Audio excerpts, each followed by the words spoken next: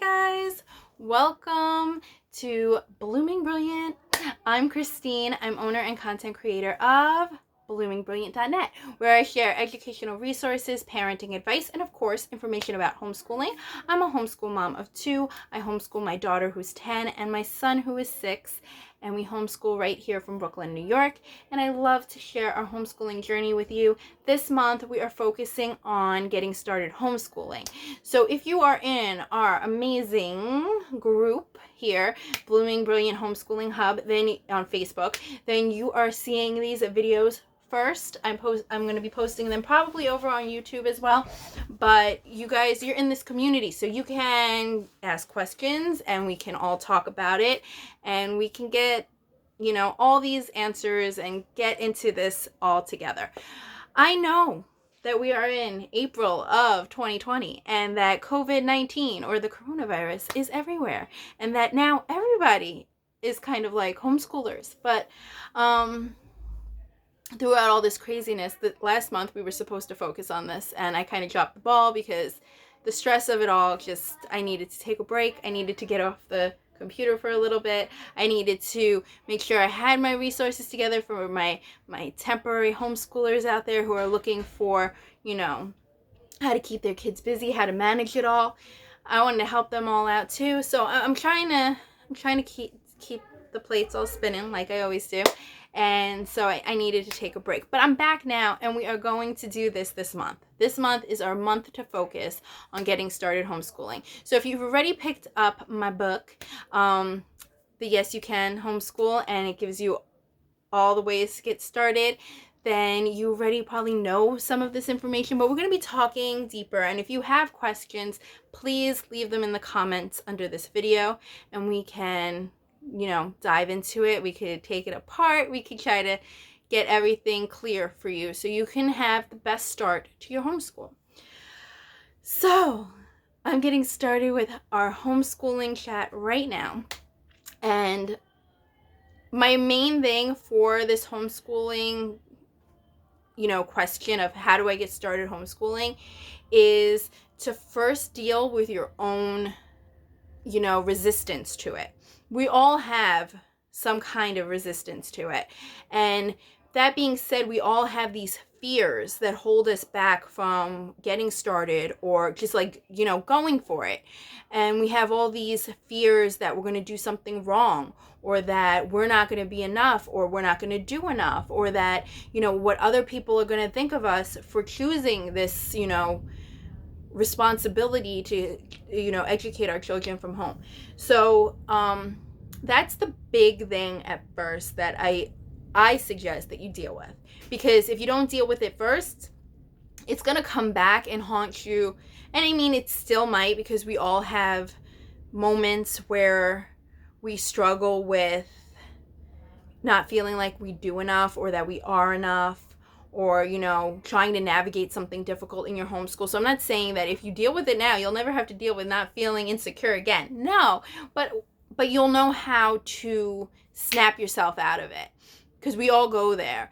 But if you learn from the beginning how to navigate it, then you'll be able to just, like I said, snap yourself out of it later on. So that's our big discussion today. And it's how do you get started when you feel like you're alone in making the decision, when you have all these questions pop up in your head of how can I do this? How am I going to get started? This is so scary.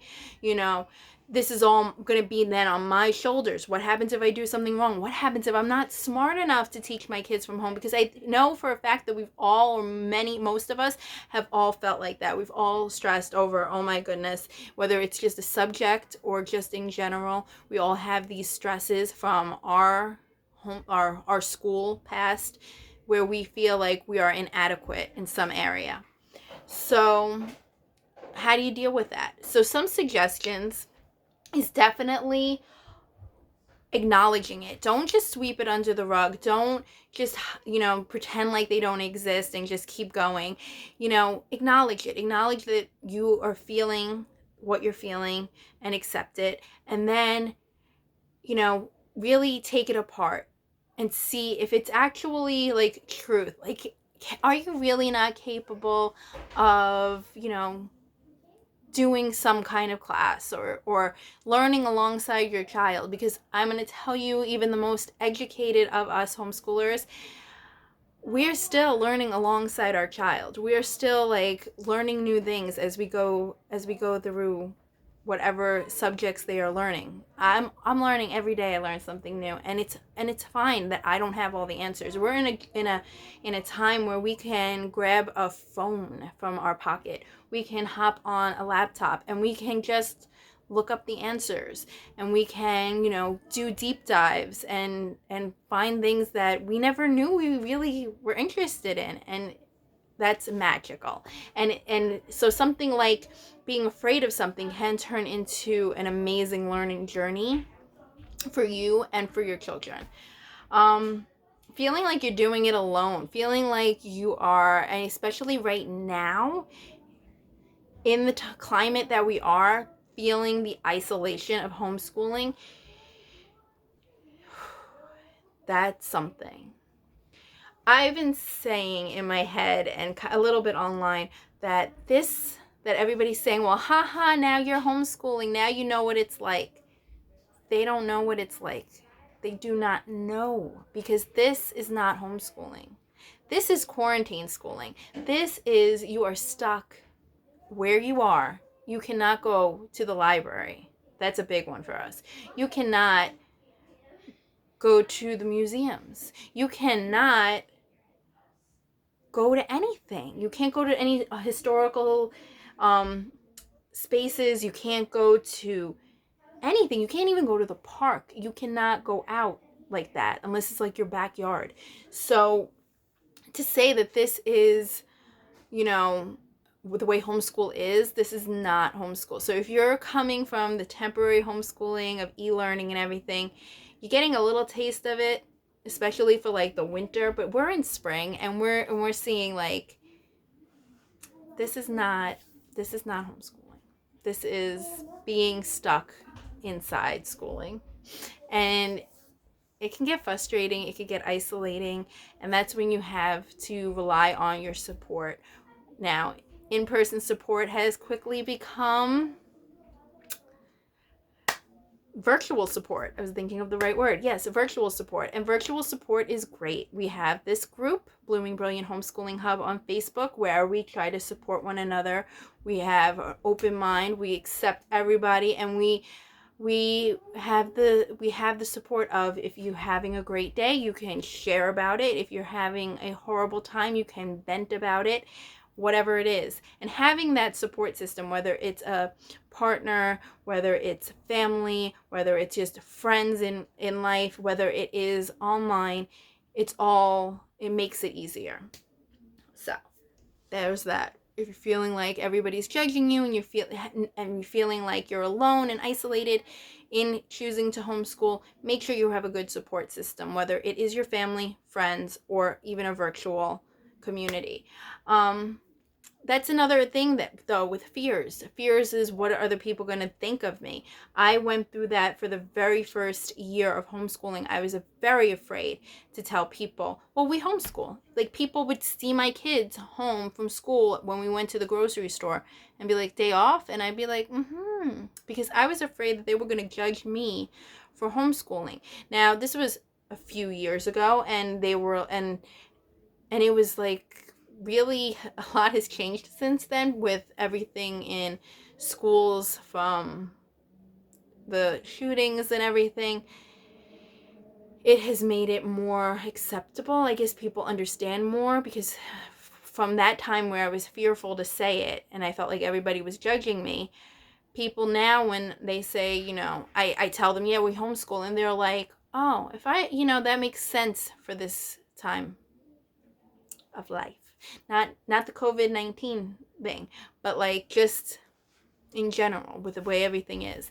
And yeah, it does make sense to me, obviously, and maybe you, but not everybody is accepting. It was really hard when we began homeschooling, because I felt like everyone, including extended family, even family was against it, and it was hard to be feeling like everything was on my shoulders to prove to everybody and to myself that it could be done.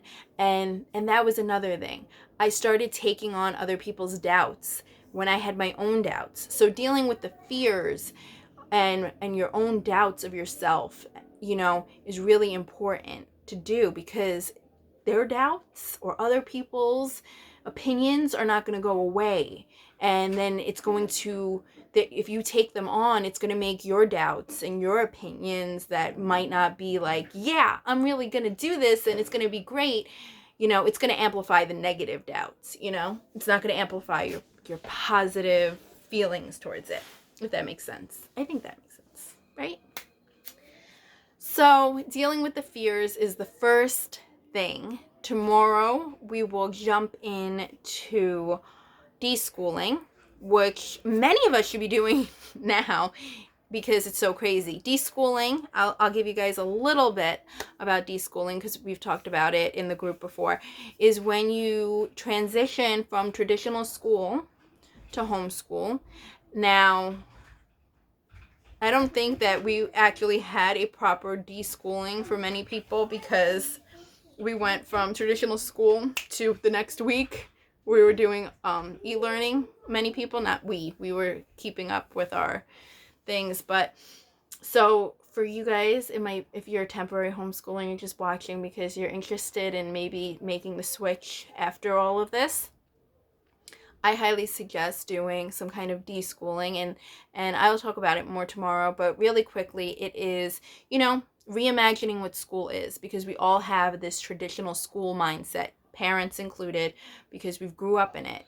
We, described school as sitting in desks, reading from textbooks, writing in worksheets, things like that. Getting school done from 8:30 in the morning to 3:30 in the afternoon. And that's not necessarily homeschool. Homeschool is comfort. Homeschool is, being able to learn at your own pace, being able to master, what it is that you're learning, not having to go jump ahead because you have to catch up to the other people no, it's about your child. It's about doing giving them what they need at where they're at, and not worrying so much about, everybody else and how to get there, or, because that's a big stress for everybody. So I say not so much. We don't stress, or try not to stress. That's not our main concern, is how to get ahead, or how to, compare ourselves with the other children, our children's age or at their level, because the education is around them. It's surrounded around them. And a lot of things like doing learning activities, fun learning activities, playing games, reading books, and all of that, that is a great way to deschool. Just doing things that your kids are interested in. Doing life skill stuff is also another great way to deschool. So that's just a little bit. We'll talk more about it tomorrow. I will hop on. I'm thinking that I will post 2 videos a week for sure. I don't know if I can get a video every day because there's so much to do and so much to keep up with. But that's my plan for you guys. So I hope you guys enjoyed this video, and I hope that it helps you. If you have any questions, please drop them in the comments. If you have anything you really want to talk about, any questions that you have, it doesn't even have to be about the fears of homeschooling. It could be about something else. It could be like, how do I do this, or what do I do for this? Then please post them in the comments below, and I will make sure that we add it to this month's discussion about getting started homeschooling. And I hope that this helps you guys so much. Please stay safe. Please stay healthy. Please stay inside if you can, and stay healthy. Have a great day and happy homeschooling. And please, please, please, let's get through this. We're in this together. Okay? So I'll see you guys tomorrow.